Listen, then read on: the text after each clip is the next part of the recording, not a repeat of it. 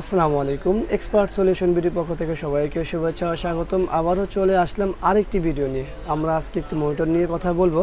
তো আমাদের হাতে আছে হচ্ছে একটি স্যামসাং ব্র্যান্ডের মনিটর এবং এটি হচ্ছে মূলত 16 ইঞ্চি। এটাকে সরাসরি সিং মাস্টার S16A তারপরে 100N বলে থাকে। তো যাই হোক, এটা মূলত হলো 16 ইঞ্চি 15.6 প্যানেল। তো এটার মূল সমস্যাটা কী এবং সমাধান কী আমরা সবই দেখব। তো চলুন আগে পাওয়ারটি দিই। আর পাওয়ার দিতে হলে আমাদের এখানে যেহেতু মিনি পোর্ট, এই হলো আমাদের মিনি পোর্টের ব্যবস্থা। তো চলুন সরাসরি পাওয়ার দিয়ে দিই। এখানে পাওয়ার নেই আমাদের, ওই যে পাওয়ার সাপ্লাইতে শর্ট দেখাচ্ছিলই। তো এটার মূলত সমস্যা হলো পাওয়ার নেই, হতে পারে বোর্ড শর্টও হতে পারে, যেহেতু আমাদের পাওয়ার সাপ্লাই একবার শর্ট দেখাইছে। তো হতে পারে পাওয়ার সাপ্লাইতে পাওয়ার বোর্ড থেকে সমস্যা। তো চলুন আমরা এটাকে ওপেন করি, তারপরেই দেখি।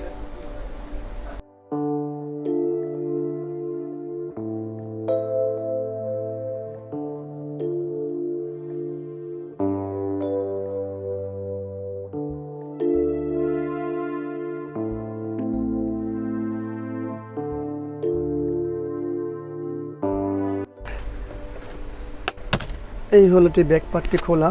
এই হলো আমাদের মেন বোর্ড এবং এই হলো আমাদের মূলত প্যানেল। তো এটা মূলত এই যে 15.6 আমাদের প্যানেল সাইজ। এটা কিন্তু ল্যাপটপের প্যানেল ব্যবহার করছে, চাইলে আপনারা এই প্যানেলটি ল্যাপটপে ব্যবহার করা যেতে পারে। তো যাই হোক, এটার মূল সমস্যাটা কি পাওয়ারের জন্য এইখানে আসুন। এই দেখুন এই আইসিটি পোড়া।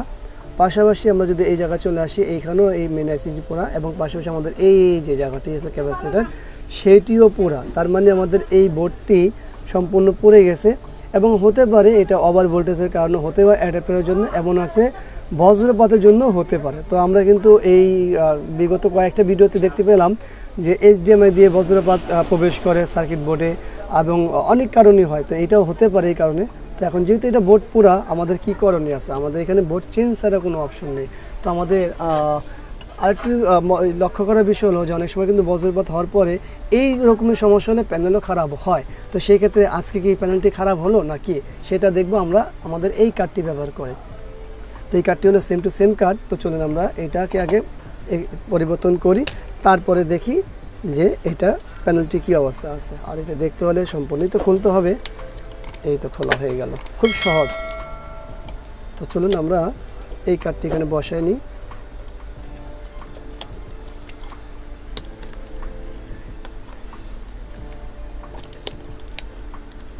এই হলো বসানো। এরপর আমরা আমাদের এই কানেকশনগুলো দিয়ে দিব।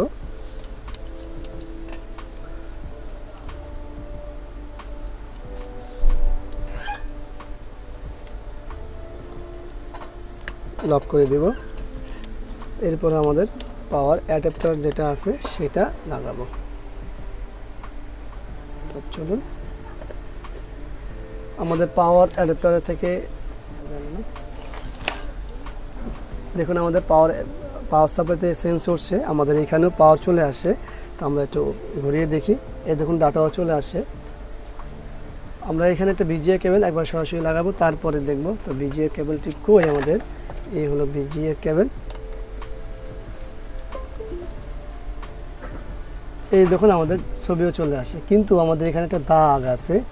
তো এই দাগটি যাবে না, আমাদের ডাটা তো দেখতেই পাচ্ছেন।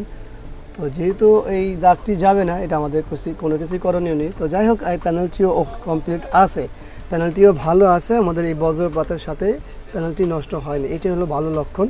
তো চলুন আমরা এটাকে ফিটিং করি, তারপরেই দেখি।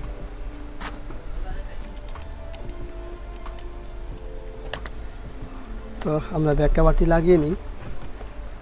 আর কোনো কিছু করণীয় নেই বা করতেও হবে না, এখানে শুধুমাত্র এতটুকুই কাজ ছিল, আর কোনো কাজ নেই। তো এই তো ফিটিং হয়ে গেল। তো চলুন আমরা এটাকে আবারও একবার ভিজিয়ে কেবল লাগাই, এরপরে পাওয়ারটি দিই, ফাইনালি আরেকবার দেখি।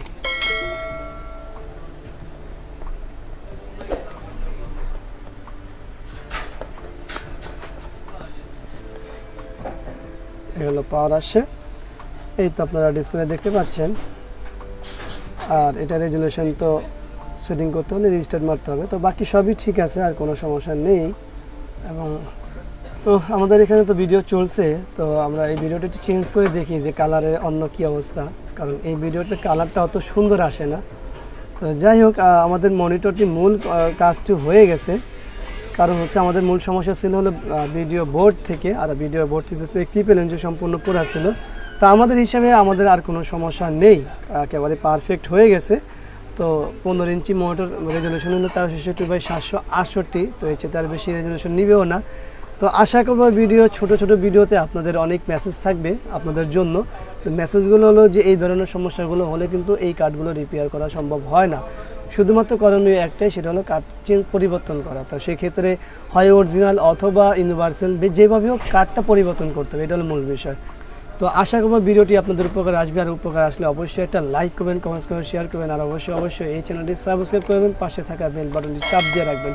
আবারও চলে আসবো অন্য কোনো বিষয় নিয়ে। আজকের মতো এখানে বিদায়, আল্লাহ হাফেজ, আসসালামু আলাইকুম ওয়া রাহমাতুল্লাহি ওয়া বারাকাতুহু।